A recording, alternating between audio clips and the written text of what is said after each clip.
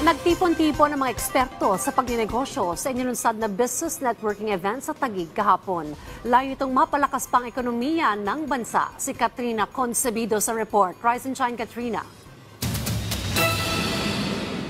Sa temang Make My Day, Empowering Entrepreneurs for a Better Future, isang business networking event ang inilunsad sa Manila Polo Club sa Taguig City.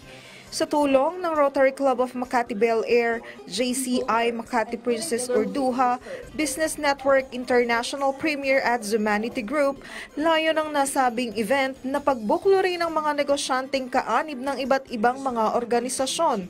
Dahil dito, magiging mas madali na ang pakikipagkalakalan at komersyo na makakatulong para makagawa ng trabaho na mag-aangat sa ekonomiya ng bansa.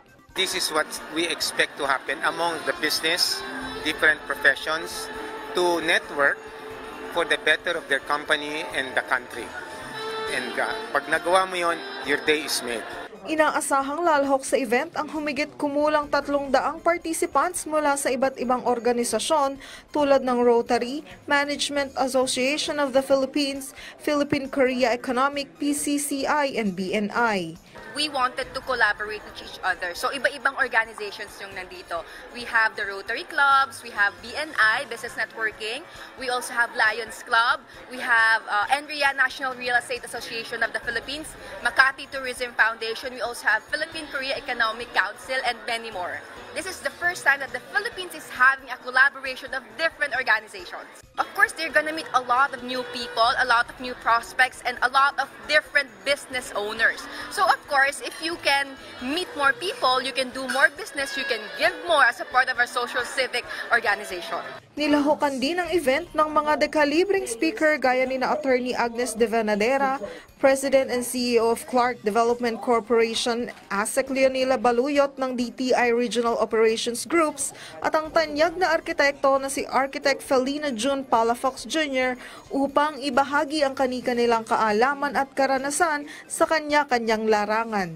This event is a good opportunity to share our advocacies for our country.